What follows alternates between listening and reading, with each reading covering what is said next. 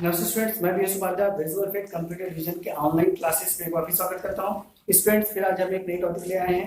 Accounts का जो series अभी चल रहा है, ये आपका 5वां सीरीज होगा आज का, जिसमें मैंने अभी तक जो सीरीज है ये आपका पहला मैंने बताया कि अकाउंट्स मेंटेन करते समय किन किन अकाउंट्स के कॉन्सेप्ट को आपको ध्यान रखना है। पहला मैंने बताया था कॉस्ट ऑफ अकाउंट्स को ध्यान रखना है। दूसरा मैंने आपको बताया था आपका फाइनेंशियल अकाउंट के बारे में बताया था। तीसरा आज जो हम पढ़ेंगे इनकम टैक्स के बारे में। इनकम टैक्स का हम इस्तेमाल नहीं करेंगे, लेकिन आज इनकम टैक्स का एक बेसिक इंफॉर्मेशन जानेंगे कि इनकम टैक्स अकाउंट्स में कैसे मेंटेन होता है और कब किया जाता है। तो पहले इनकम टैक्स होता क्या है, what about income tax. Income tax, जिसको हम सरल भाषा में कहते हैं आयकर लेखांकन, यानी इनकम टैक्स। ये हमारे जो गवर्नमेंट का टैक्स होता है, वह टैक्स के बारे में हम आपको जो पढ़ाएंगे तब समझाएंगे कि ये डायरेक्ट टैक्स है या इनडायरेक्ट टैक्स है। वैसे ये डायरेक्ट टैक्स होता है तो हम वहाँ पे एक्सप्लेन करेंगे, लेकिन यहाँ पे हम केवल कॉन्सेप्ट ऑफ अकाउंट के बारे में समझा रहे हैं कि अकाउंट मेंटेन करते समय किन किन रूल्स का आपको ध्यान रखना है। पहला जैसे कॉस्ट हो गया, इनकम फाइनेंशियल हो गया, तीसरा इनकम टैक्स के बारे में। तो छोटा सा डिफिनेशन इनकम टैक्स होता क्या है।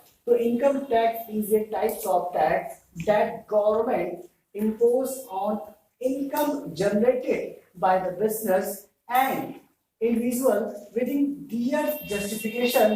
Income tax are a source of revenue for government.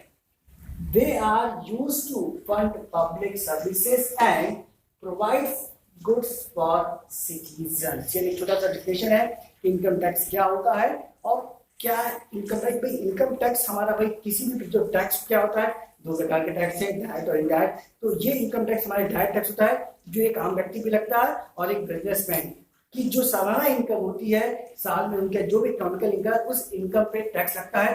तो ये हम जाने की इनकम टैक्स प्रणाली, यानी एक बिजनेस में इनकम टैक्स को कैसे अप्लाई किया जाता है। एक छोटा सा स्ट्रक्चर मैंने यहाँ पे दिखाया हुआ है कि जैसे एनुअल परचेसिंग एग्जांपल में छोटा सा फिगर दिया हुआ है कि एनुअल परचेसिंग साल का मान लीजिए आपने 4 लाख का सामान खरीदा, यानी आप अपने बिजनेस के लिए साल में 4 लाख का माल खरीदा।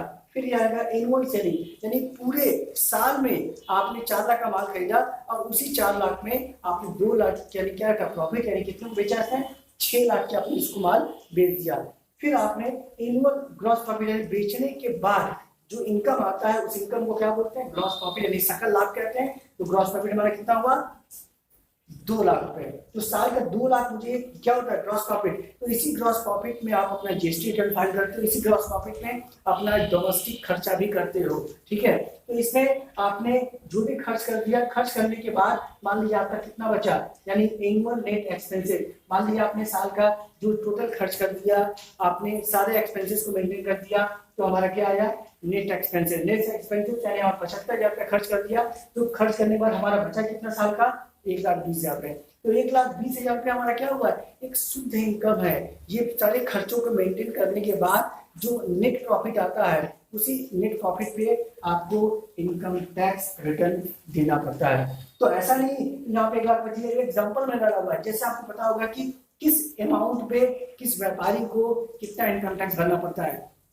यानी जो व्यापारी, जैसा आपने देखा कि 2016 में जो नोटबंदी हुआ था, सरकार ने कहा था कि उसमें जो आम व्यक्ति है, किसी के पास अगर 2.5 लाख से ऊपर जो भी रकम रहेगा उसको इनकम टैक्स भरना होगा। इसी तरह 2016 के बाद 2017 आया, 17 में 3 लाख हो गया, 17 के बाद 18 आया, फिर 18 से 19 आया, 19 से 20 यानी जो चल रहा था उसमें टोटल, यानी आज 20 से 21 में सरकार ने बोल दिया है कि साल का इनकम जो व्यक्ति का, जैसे यहाँ पे 1,25,000 है, आज के डेट में अगर साल का इनकम आपके पास 5 लाख होगा तभी आप इनकम टैक्स के दायरे में आते हैं, ठीक है। तो 5 लाख, यानी अब ये जानना है कि कभी इसमें रेशियो की पुराना जो चला था, इस साल में 5 लाख से लेकर, जैसे दिखा था भाई उसमें 5 लाख से लेकर 10 लाख के ऊपर जो साल का इनकम होता है, जिसका साल का इनकम 5 से लेकर 10 लाख के बीच में, उनको मिनिमम 10% रिटर्न फाइल करना पड़ता है। और जो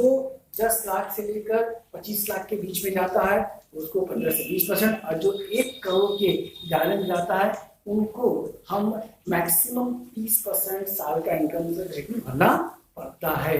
तो अभी हम इनकम रिटर्न के बारे में बता नहीं रहे, केवल एक छोटा सा कॉन्सेप्ट समझा रहे हैं इनकम टैक्स क्या होता है और अकाउंट्स में कब और कैसे मेंटेन करना है। जब हम आपको टैक्स पढ़ाएंगे तब एक्सप्लेन करेंगे कि इनकम टैक्स के बारे में कि किस व्यक्ति पे इनकम टैक्स चार्ज होता है, कितने फिगर पे होना चाहिए, सीनियर सिटीजन में क्या लगता है, एक आम बिजनेस में कितना लगता है, इनकम टैक्स से कैसे बचना चाहिए और क्या क्या इसके रूल्स कौन कौन से एक्ट से लगाए जाते हैं। तो ये आगे हम जब टैक्स पढ़ाएंगे तब आपको बताएंगे। फिलहाल आज के लिए छोटा सा इन्फॉर्मेशन था कॉन्सेप्ट ऑफ अकाउंटिंग का तीसरा टॉपिक, जिसका नाम था इनकम टैक्स। तो ये वीडियो स्टूडेंट आपको समझ में आया होगा, इसको लाइक सब्सक्राइब कीजिए और अपने मित्रों और दोस्तों को शेयर कीजिए। मिलते हैं अगले वीडियो में, धन्यवाद।